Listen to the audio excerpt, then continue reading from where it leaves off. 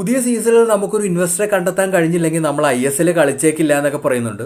നമുക്കിപ്പോൾ വേറൊരു കാര്യം ചർച്ച ചെയ്യാം. അതായത് നമ്മുടെ പുതിയ സീസൺ അല്ലെങ്കിൽ ഇനി അങ്ങോട്ടുള്ള നമ്മുടെ ട്രാൻസ്ഫർ പോളിസി, അതിൽ കാര്യമായിട്ടുള്ള മാറ്റങ്ങൾ നമ്മൾ വരുത്തിയിട്ടുണ്ട്. അതായത് ഇനി അങ്ങോട്ട് നമ്മൾ വേജസ് ട്രിം ഡൗൺ ചെയ്ത് യങ് പ്ലെയർ മോഡലാണ് നമ്മൾ ഫോളോ ചെയ്യാൻ പോകുന്നത്. ആശിഷ് നെയ്യൊക്കെ ഇതിനെക്കുറിച്ച് റിപ്പോർട്ട് ചെയ്തിട്ടുണ്ട്. ഇതൊക്കെ കേൾക്കുമ്പോൾ പ്രാക്ടിക്കലി പോസിബിൾ ആകുമോ എന്നുള്ളതാണ് എല്ലാ ആരാധകരും ചോദിക്കാൻ പോകുന്നത്. പക്ഷേ ഇത് നമ്മൾ വർക്കൗട്ട് ആക്കി കഴിഞ്ഞിട്ടുണ്ടെങ്കിൽ മറ്റ് ക്ലബ്ബുകളും നമ്മുടെ ഈ അപ്രോച്ചിനെ ഫോളോ ചെയ്യും. എന്നാൽ ഇത് വർക്കൗട്ട് ആവുന്നതിനേക്കാൾ നമ്മുടെ കേസിൽ ബാക്ക് ഫയർ ആവാനായിട്ടുള്ള സാധ്യതയാണ് വളരെ കൂടുതൽ. പ്രത്യേകിച്ച് വലിയ ഫാൻ ബേസാണ് നമുക്കൊപ്പം ഉള്ളത്. അപ്പോൾ റിസൾട്ട് ഓറിയൻറ്റഡ് ആയിട്ടാണ് നമ്മൾ ചിന്തിക്കേണ്ടത്. അങ്ങനെയൊക്കെ വരുമ്പോൾ ഈ ഒരു അപ്രോച്ച് നമ്മുടെ ഡെസേർഡ് റിസൾട്ടിന് വേണ്ടി എത്രത്തോളം കോൺട്രിബ്യൂട്ട് ചെയ്യും എന്നുള്ള കാര്യങ്ങളൊക്കെ നമ്മൾ ചിന്തിക്കേണ്ടിയിരിക്കുന്നു.